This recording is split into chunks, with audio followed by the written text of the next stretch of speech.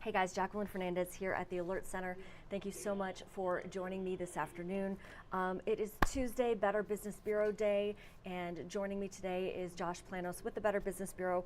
We're talking about a subject that hits close to home, celebrating Halloween on a budget. I don't know about you, but that's not one of my strengths. So hopefully Josh can give us a little bit more information about what we can do if you have a problem with buying Halloween decorations or just going to any Halloween parties or Halloween anything, right, Josh? So thanks so much for your time today.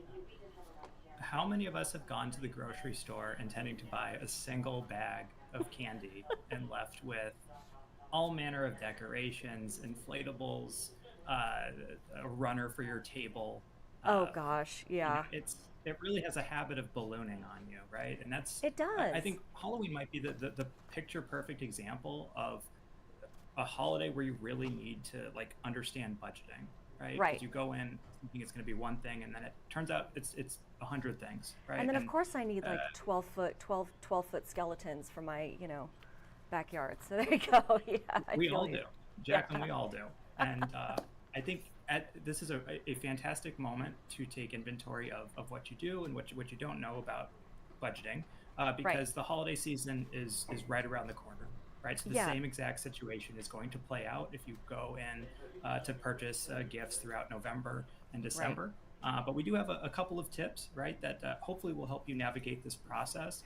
One of which is to first look around your house, right? You might have a lot of information or closets that are fully stocked with costumes that are just waiting to be brought out for this exact occasion. There might be opportunities to create, cobwebs or scary, outdoor signage with everything you already have. So that's a really good place to start. If you do need to go get a costume, if you go to one of those seasonal stores, those costumes are really expensive, right? So our Right. recommendation would be to rent a costume, or again, look in your closet. You might have enough material to assemble a costume based on what you already have. And then probably the most significant piece of advice that we have is to buy things in bulk, which sounds incredibly counterintuitive, right? Because everyone is thinking, I'm going to go in and buy a single bag of candy, and that'll be good enough for the street between 7 and 9 p.m. The reality, though, is you're probably going to need candy for other things, and maybe you need more of it than you think. So if you buy it in bulk, it actually has the added benefit of we say it's good for leftovers, but it's also good for having that available to you to bring to work or for future events. Right, the holidays are a perfect time to be eating candy. It's not exclusive to Halloween, so buying in bulk is really useful in that way. Yeah, that's awesome. I mean, personally, if I do buy in bulk, like you're suggesting, I'll put that candy all the way back in the freezer and then take out the little pieces that I need, or I'll just put it somewhere where I won't see it, so that way it's safe for future use, right? Absolutely, absolutely. And with some of these seasonal stores as well, Jacqueline, you want to make sure that that return policy is front of mind. Some of these seasonal shops do carry uh, items for a very select period of time in a temporary location, right? Some of these locations are in the middle of a parking lot, right? So you want to make sure that when you buy something, am I going to be able to return this if it doesn't fit, or if things don't go according to plan the way we would hope? It's really helpful to, again, have a better understanding of what the return policy is on the store before you ultimately provide your payment information to them. Wonderful, yeah. And then we have a couple more tips here as well, Josh, that you're chatting with us about today. So I'm going to head over to the Better Business Bureau website. It's bbb.org. And then here are all these tips that you're discussing on your website. Celebrate Halloween on a budget. Look, you can still be these trick-or-treaters, still have a good time out there, have some fun, and keep all of these tips in mind. And there are a lot of tips that you have for us, so that's really great. I mean, if people need to take a closer look, they can always visit bbb.org and then kind of look for this article. Yeah, you can.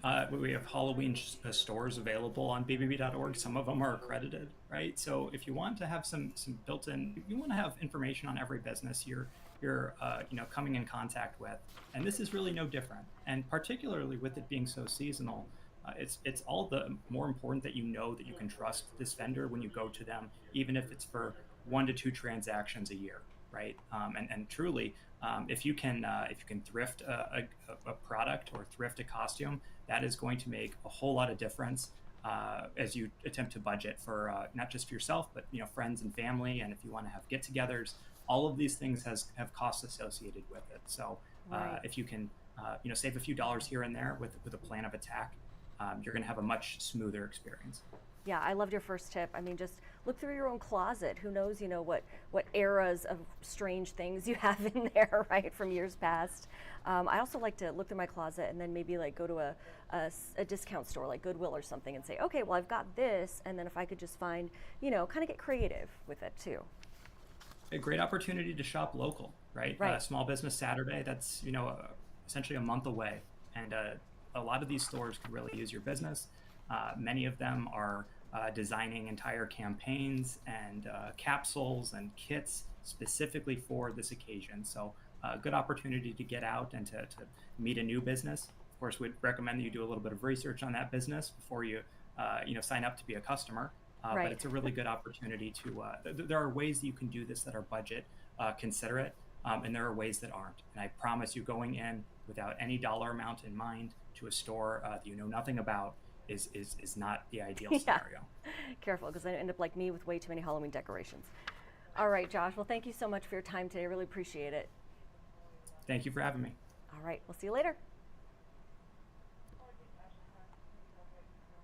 All right, so if you are just joining us at the Alert Center, I do still have this banner up. So we were just chatting with Josh Planos with the Better Business Bureau to talk a little bit about celebrating Halloween on a budget.